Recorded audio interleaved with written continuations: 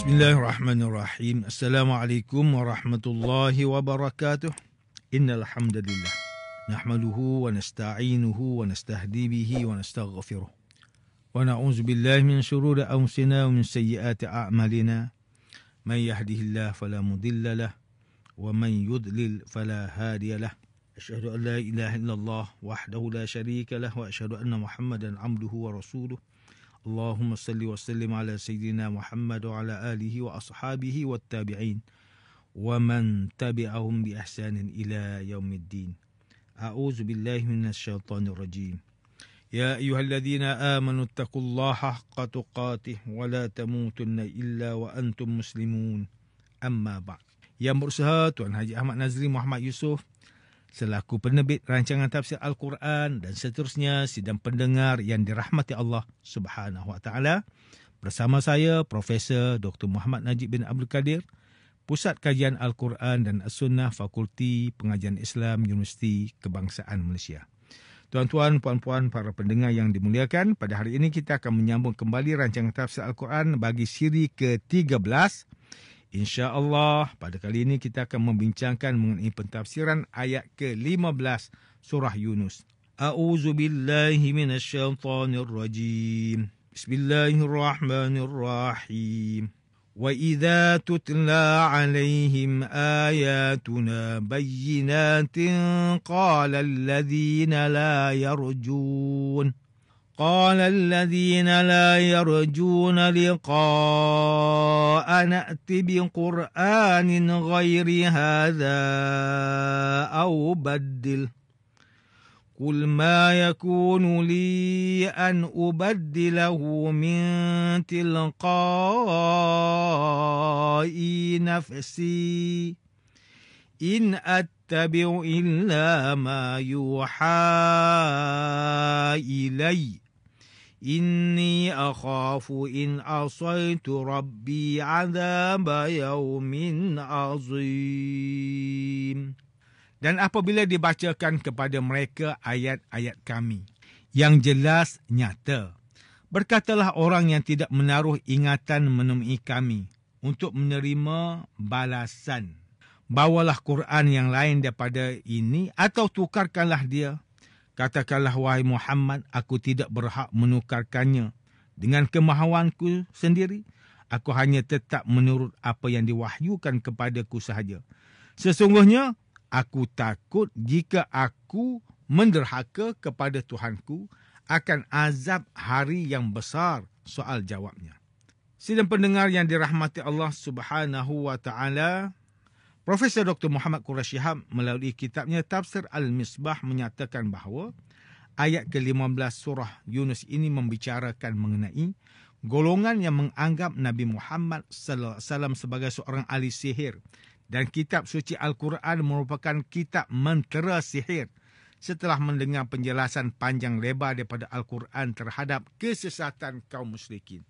Dalam Al-Quran ada menceritakan mengenai kaum yang menolak dan menentang pengajaran daripada kitab Samawi serta menafikan kemukjizatan yang dikurniakan Allah Subhanahu Taala kepada para rasulnya. Dan perkara ini juga dilakukan oleh umat Nabi Muhammad sallallahu alaihi wasallam. Profesor Dr. Muhammad Quraish Shihab menukilkan pandangan Az-Zamakhsyari yang menyatakan permohonan golongan musyrikin ini sebagai satu taktik yang licik untuk merancangkan usaha mereka bagi membuktikan kebohongan Nabi Muhammad sallallahu alaihi wasallam sekaligus mematikan langkah baginda. Buktinya jika baginda Nabi Muhammad sallallahu alaihi wasallam menggantikan Al-Quran dengan kitab lain, maka terbuktilah bahawa manusia dapat melakukannya dan Al-Quran bukanlah kitab suci yang diwahyukan daripada Allah Subhanahu Wa Taala. Seterusnya permohonan mereka untuk melakukan perubahan pada ayat ancaman azab yang terkandung di dalam Al-Quran adalah bertujuan untuk memerangkap Nabi Muhammad sallallahu alaihi wasallam, kerana jika baginda benar-benar melakukannya, maka Allah Subhanahu Wa Taala pasti akan murka sekaligus membuka ruang untuk dicerca oleh kaum musyrikin kerana kebohongannya. Kesimpulannya, Profesor Dr. Muhammad Quraish Shihab menyatakan ayat ini adalah gambaran kaum musyrikin yang mengejek Nabi Muhammad sallallahu alaihi wasallam untuk mendatangkan Al-Quran yang lain, sebagaimana Al-Quran yang diwahyukan oleh Allah Subhanahu wa taala. Manakala Ustaz Salahuddin Abdullah dan Ustaz Umar Khalid melalui kitab mereka Tafsir Mubin mentafsirkan ayat ke-15 surah Yunus ini dengan menyatakan, apabila dibacakan kepada mereka ayat-ayat yang jelas lagi nyata, iaitu Al-Quran. Kerana ayat Al-Quran itu sememangnya jelas dan tiada sebarang kekeliruan dan keraguan padanya. Maka orang yang tidak menaruh harapan untuk bertemu dengan Allah Subhanahu wa taala, iaitu mereka yang tidak mempercayai hari kiamat dan tidak berharap untuk mendapat pahala, berkata, bawalah kepada kami Al-Quran yang lain daripada ini, atau tukarkanlah ia dengan ayat yang tidak mencela kami dan memperbodohkan Tuhan-Tuhan kami. Manakala ayat azab itu hendaklah ditukarkan dengan ayat-ayat rahmat. Ayat-ayat yang mencela berhala hendaklah digantikan dengan ayat-ayat yang memujinya. Dan ayat-ayat yang mengharamkan sesuatu itu hendaklah ditukarkan dengan ayat yang menghalalkannya. Mereka berkata demikian semata-mata untuk mengejek Al-Quran.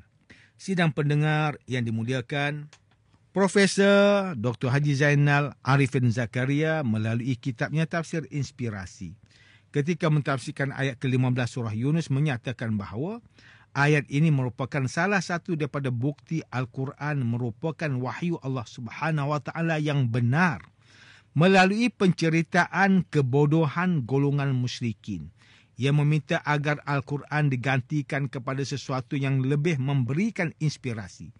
Di sinilah terzahirnya kehebatan serta kebenaran agama Islam yang tidak boleh direka-reka untuk kepentingan peribadi seperti mana yang dilakukan oleh penganut agama yang lain.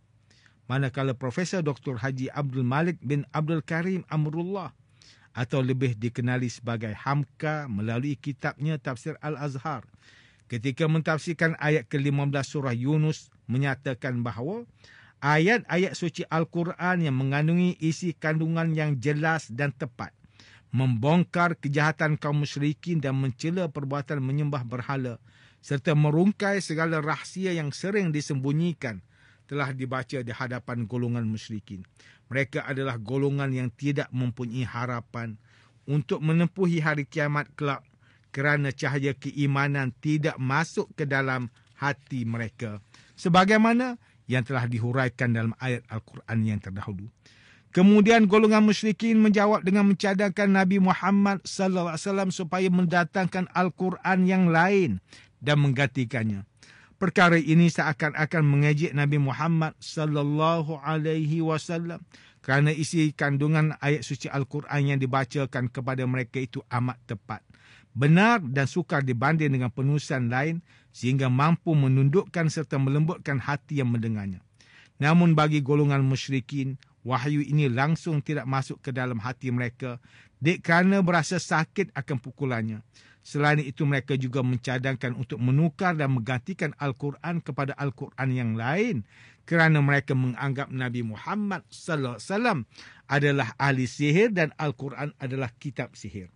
Menurut Hamka, golongan musyrikin menganggap Nabi Muhammad sallallahu alaihi wasallam sebagai seorang ahli sihir kerana sebelum baginda berumur 40 tahun dan belum dilantik menjadi rasul, baginda tidak pernah dikenali sebagai seorang penyair maupun seorang pemidato. Namun, nama baginda juga tidak pernah berada di dalam senarai sastrawan dan pujangga. Bahkan baginda juga tidak pernah hadir ke pertandingan syair di pasar Okas. Namun secara tiba-tiba baginda muncul dengan membawa risalah ayat suci Al-Quran yang sangat indah dan belum pernah didengari. Maka keadaan itu secara tidak langsung telah menyebabkan baginda digelar sebagai seorang ahli sihir. Allah Subhanahu wa taala telah memerintahkan Nabi Muhammad sallallahu alaihi wasallam untuk menjawab ucapan golongan musyrikin tersebut dengan menyatakan, aku tidak berhak menukarkannya dengan kemahuan aku sendiri. Aku hanya tetap menurut apa yang diwahyukan kepadaku sahaja. Nabi Muhammad sallallahu alaihi wasallam tidak ada upaya untuk menggantikan Al-Quran kerana Al-Quran merupakan kalam Allah Subhanahu wa taala dan bukan karangan baginda Nabi Muhammad sallallahu alaihi wasallam. Segala yang baginda sampaikan itu juga bukanlah dengan kata-katanya sendiri, melainkan wahyu daripada Allah Subhanahu taala. Baginda juga menyatakan bahawa pekerjaan ini merupakan tanggungjawab yang akan disoal di hadapan Allah Subhanahu taala. Jika aku berani mengubah serta menambah wahyu daripada Allah SWT, maka aku akan menanggung dosa yang besar dan akan menerima azab yang sangat dahsyat di akhirat kelak atas perbuatan khianat ini. Sidang pendengar yang dirahmati Allah, demikianlah tafsir bagi ayat ke-15 surah Yunus menurut pentafsiran oleh para ulama. Ayat ke-15 surah Yunus ini menjelaskan bahawa ayat suci Al-Quran adalah kalam Allah yang benar dan berkekalan sehingga hari akhirat kelak. Allah Subhanahu Wa Taala menurunkan kitab suci Al-Quran sebagai panduan buat sekalian manusia, juga melalui penerangan daripada utusannya Nabi Muhammad sallallahu alaihi wasallam. Allah Subhanahu Wa Taala menzahirkan keagungannya serta kehebatan kalamnya dengan mencabar manusia. Firman Allah Taala dalam surah Al-Isra ayat ke-88, A'udzu billahi minasyaitonir rajim. Kulla in ijtama'atil insu wal jinnu ala an ya'tu bimithli hadzal Qur'an la ya'tuna bimithlihi walau kana ba'duhum li ba'din zahira. Katakanlah wahai Muhammad, sesungguhnya jika sekalian manusia dan jin berhimpun dengan tujuan hendak membuat dan mendatangkan sebanding dengan Al-Quran ini, mereka tidak akan dapat membuat dan mendatangkan yang sebanding dengannya walaupun mereka membantu sesama sendiri. Seterusnya, perutusan Nabi Muhammad sallallahu alaihi wasallam kepada seluruh umat manusia bukanlah untuk menyebarkan wahyu Allah Subhanahu taala mengikut kehendak dan nafsunya sendiri, akan tetapi baginda diutuskan untuk menjadi rahmat kepada sekalian alam dengan menyampaikan ajaran yang benar. Firman Allah Taala dalam surah Al-Anbiya ayat yang ke-107, "Wa ma arsalnaka illa rahmatan lil alamin." Dan tiadalah kami mengutuskan engkau wahai Muhammad sallallahu alaihi wasallam melainkan untuk menjadi rahmat bagi sekalian alam. Sidang pendengar yang dimuliakan, antara pengajaran yang boleh kita ambil daripada tafsir ayat ke-15 surah Yunus ini, pertama, kita perlulah berusaha sebaik mungkin dalam memartabatkan kemuliaan Al-Quran. Antara caranya adalah dengan sentiasa membaca Al-Quran, mempelajari ilmu berkaitan Al-Quran, mentadabbur isi kandungan Al-Quran, serta menggalakkan perkembangan pembelajaran Al-Quran agar kalam Allah SWT ini sentiasa terjaga. Kedua, kita harus sentiasa bermuhasabah diri atas segala yang kita lakukan dalam seharian kehidupan. Segala ajaran Islam yang bersumberkan kepada wahyu Al-Quran perlulah dituruti dengan tunduk patuh kepada arahannya dan meninggalkan segala larangannya. Ketiga, ingatlah bahawa setiap yang kita lakukan di dunia ini akan dipertanggungjawabkan di hari akhirat kelak. Justru itu, timbang-timbanglah setiap amalan yang kita kerjakan, sama ada amalan ketaatan atau perbuatan yang derhaka kepada Allah Subhanahu taala, kerana semua perbuatan ada habuannya. Sidang pendengar yang dirahmati Allah Subhanahu wa taala, sekian saja rancangan tafsir Al-Quran pada hari ini. Semoga kita semua mendapat manfaat daripada perbincangan ilmu ini. InsyaAllah, mudah-mudahan kita akan bertemu lagi pada siri rancangan tafsir Al-Quran yang akan datang.